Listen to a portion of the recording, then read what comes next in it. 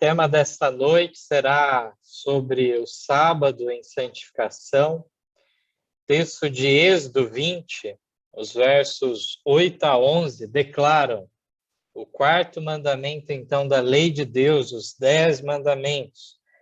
Lembra-te do dia do sábado para o santificar. 6 dias trabalharás e farás toda a tua obra. Mas o sétimo dia é o sábado do Senhor teu Deus. Não farás nenhuma obra, nem tu, nem teu filho, nem tua filha, nem teu servo, nem a tua serva, nem o teu animal, nem o teu estrangeiro que está dentro das tuas portas. Porque em 6 dias fez o Senhor os céus e a terra, o mar e tudo que neles há. E ao sétimo dia descansou. Portanto, abençoou o Senhor o dia do sábado e o santificou. Então, vamos entrar em alguns aspectos dessa importante lei deixada para nós, este mandamento que é um sinal entre Deus e seu povo. Mais uma noite alcançada para estarmos aqui reunidos.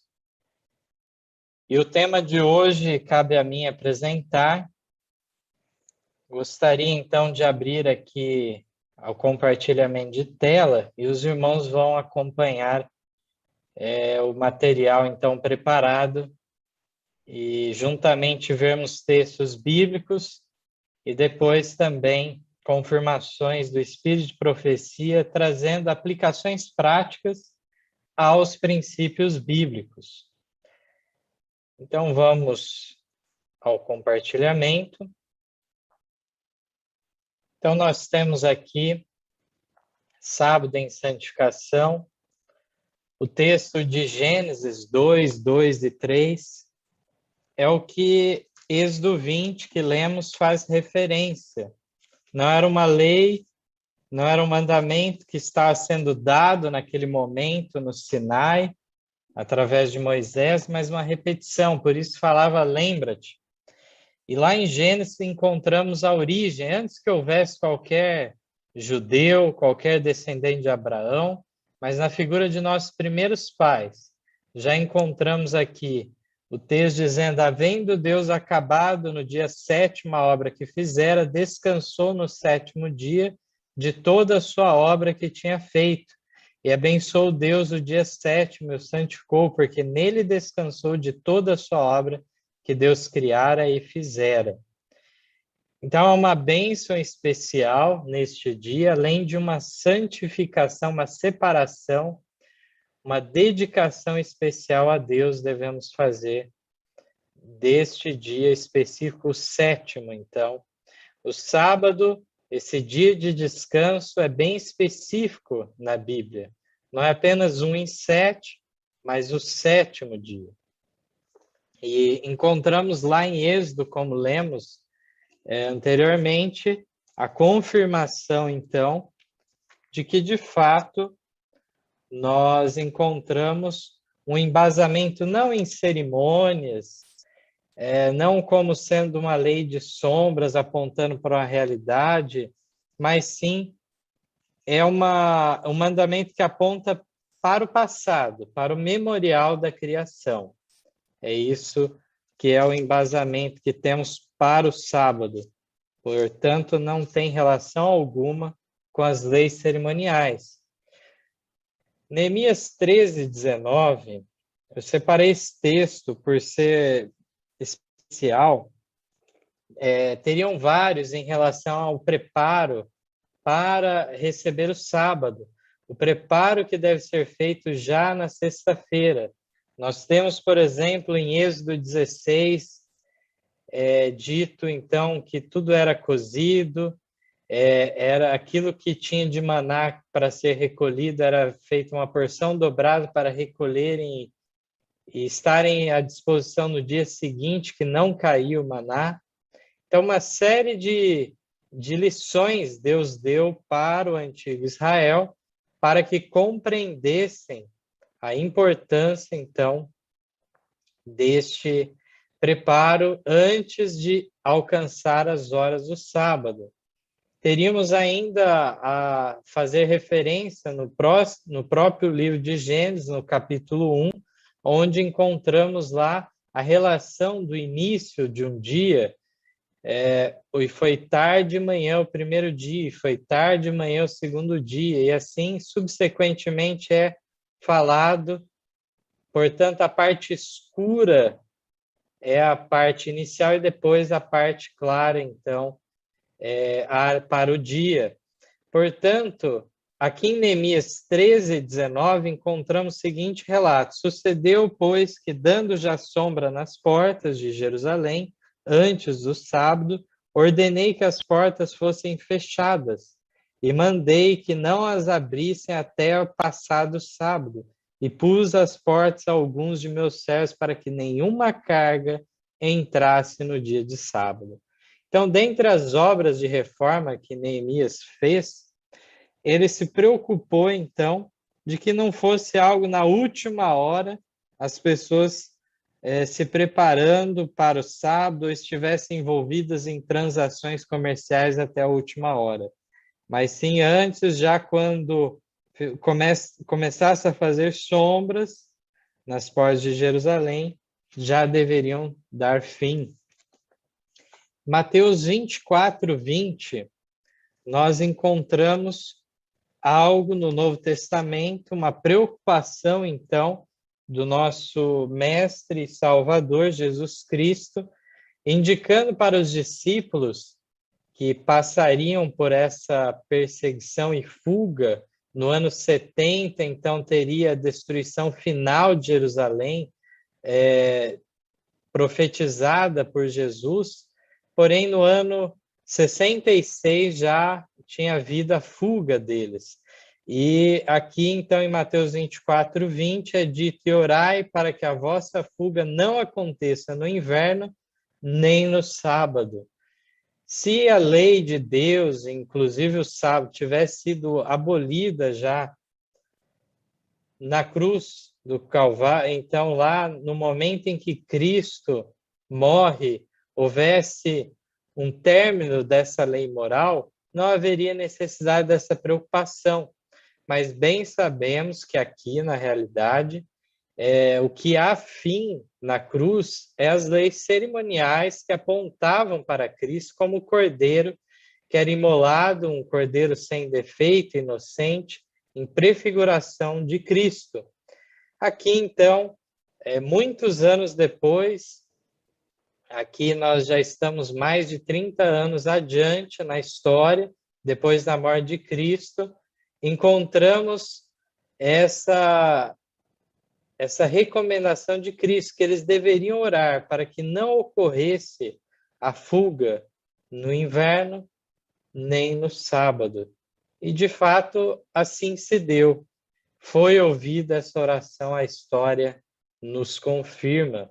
Não tiveram que passar um sábado, então, em dificuldades, em transgressão, em violação ao espírito daquele dia, e não tiveram as dificuldades que seriam de um inverno rígido para a peregrinação deles para terras mais distantes.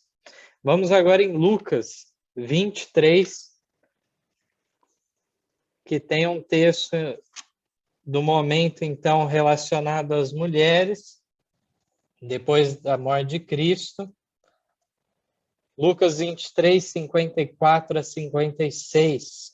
E era o dia da preparação, e iniciava o sábado, e as mulheres que tinham vindo com ele da Galiléia seguiram também e viram o sepulcro, e como foi posto o seu corpo, e voltando elas prepararam especiarias e ungüentos, e no sábado repousaram conforme o mandamento. Então, continuou a observância do sábado conforme o mandamento. Então, o evangelista Lucas faz questão de ressaltar esse detalhe. É uma observância necessária devido a um mandamento que continua em vigor, que é válido a todos nós. Queria fazer uma observação que no verso 54, quando fala era o dia de preparação, e está para começar ou iniciar o sábado, aqui algumas traduções vão verter o e amanhecia o sábado, de uma maneira então equivocada, como o sábado começasse então pela parte clara, de modo algum. Aqui os tradutores que acabaram colocando a palavra amanhecia, eles não se preocuparam em analisar bem a expressão idiomática que temos no texto original e, além disso, temos a mesma expressão em Mateus 28:1. Faço questão de ler também aqui. Mateus 28:1 tem a mesma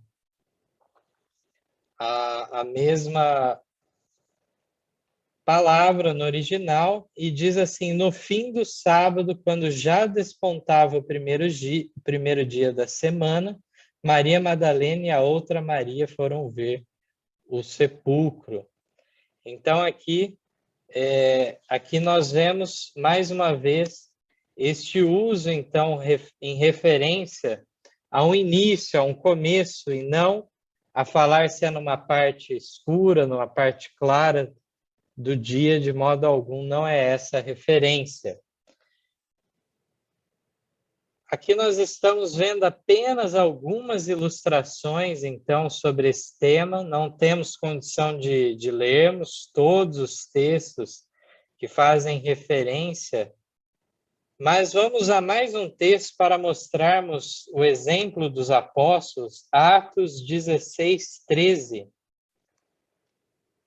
Nos declara algo importante, visto que aqui não fala, como em outros casos, de uma reunião na sinagoga judaica, mas mesmo num contexto das reuniões cristãs, daqueles primeiros crentes.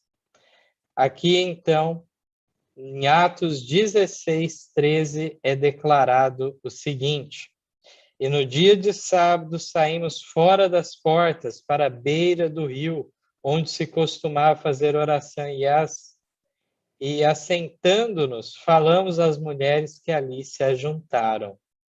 Então, o costume de reuniões não era no domingo, não era feito dessa maneira pelos primeiros cristãos. Poderiam haver outras reuniões, claro, em outros dias da semana, isso é natural. Nós encontramos até um fato de antes de Paulo começar o seu trajeto, sua viagem para Roma, ele então faz uma reunião muito especial com aqueles irmãos, uma despedida. O profeta já tinha dito que não veriam mais a Paulo, e eles adentram então aquele primeiro dia da semana. Mas nós vemos que as reuniões, de modo geral, havia essa ligação com o dia de sábado. Isso permanece nos evangelhos e aqui no livro de Atos, também escrito por Lucas. Agora eu gostaria de passar para algumas considerações sobre a implicação da santificação do sábado. E muitas vezes é utilizada a figura de Jesus como um transgressor do sábado, e sabemos bem que não é o caso. Ele era contra certas tradições bastante equivocadas por parte daqueles judeus, então, que ataram fardos pesados demais, que mesmo eles não tinham condição de obedecer. No Mensagens Escolhidas, volume 3, na página 258, a mensageira do Sr. Ellen White declara: toda operação de milagres por Cristo era essencial e devia revelar ao mundo que havia uma grande obra a ser realizada no dia de sábado para alívio da humanidade sofredora, mas não o trabalho comum. Procurar prazeres, jogar bola, nadar, não era uma necessidade, mas pecaminosa negligência do dia sagrado santificado por Jeová. Cristo não realizava milagres meramente para mostrar seu poder. mas sempre para enfrentar a Satanás ao afligir ele a humanidade sofredora. Cristo veio ao nosso mundo para satisfazer as necessidades dos sofredores, as quais Satanás estava torturando. Aqui fica muito clara a distinção de atos de misericórdia que Cristo efetuou e que podemos realizar, atos de alívio, então, de sofrimento, em contraste, então, da busca de prazeres e outros trabalhos comuns, seculares. Vemos mais sobre isso também no Patriarcas e Profetas, na página 307, muito sério o que Ellen White declara aqui. Aqueles que no sábado discutem assuntos de negócios ou fazem planos são considerados por Deus como se estivessem empenhados na própria transação de negócio. Para santificar o sábado, não devemos mesmo permitir que nosso espírito se ocupe com coisas de caráter mundano. Muito importante, então, vemos a seriedade, o alcance deste mandamento. No Desejar de Todas as Ações, na página 207, temos algo também muito interessante sobre isso. As solicitações para com Deus são ainda maiores no sábado que nos outros dias. Seu povo deixa, então, a ocupação ordinária e passa mais tempo em meditação e culto. Vejam que a leitura aqui está dizendo que não é que nos outros dias Deus vai ser esquecido. Há os cultos diários, há as meditações particulares que devem ser feitas, mas aqui diz que se passa mais tempo, maiores os requisitos de Deus nesse dia. Pedem-lhe mais favores no sábado que noutros dias. Exigem-lhe a atenção de modo especial. Anelam suas mais preciosas bênçãos. Deus não espera que o sábado para lhes conceder esses pedidos. A obra no céu não cessa nunca, e o homem não deve descansar de fazer o bem. O sábado não se destina a ser um período de inútil inatividade. A lei proíbe trabalho secular no dia de repouso do Senhor. O labor que constitui o ganha-pão deve cessar. Nenhum trabalho que vise prazer ou proveito mundanos é lícito nesse dia. Mas, como Deus cessou o seu labor de criar e repousou no sábado e o abençoou, assim deve o homem deixar as ocupações da vida diária e devotar essas sagradas horas a um saudável repouso, ao culto e às boas obras. O ato de Cristo em curar o enfermo estava de perfeito acordo com a lei. Era uma obra que honrava o sábado. Encontramos então aqui uma leitura muito profunda, mostrando que o nosso trabalho secular, nosso ganha-pão deve cessar, mas aqui diz ainda que nenhum trabalho que vise prazer ou proveito mundanos é lícito nesse dia também. Devemos pensar em como melhor aproveitar essa bênção que Deus derramou sobre nós. Então, uma janela no tempo que Deus nos deixou para adoração, para contemplação e para a melhor relação entre a igreja e também entre os familiares. Por fim, eu gostaria de destacar um outro aspecto de que, por fim, este sábado, aqueles que guardam o sábado serão perseguidos. É isso que está relatado em Apocalipse, no capítulo 13. Será feita uma contrafação ao sinal de Deus, que é o sábado, e, por consequência, então, haverá momentos difíceis no futuro. Encontramos nessas profecias o fato de que vai se agravar passo a passo a condição do povo de Deus, e as leis, então, serão contra nós. O último texto, então, um pequeno trecho que nós encontramos na coleção Spalding Maguen, volume 1, página 53. Ellen White declara o seguinte: chegará o tempo em que os homens não só proibirão o trabalho dominical, mas tentarão forçar os homens a trabalhar no sábado. E os homens serão convidados a renunciar ao sábado e a acatar a observância do domingo, ou perderão a sua liberdade e suas vidas. Progressivamente avançará a perda de liberdades. O que inicialmente será apenas uma lei dominical, supostamente para impedir o trabalho nesse dia, procurará forçar os homens a trabalhar no sábado também. Serão obrigados os homens a renunciar ao sábado.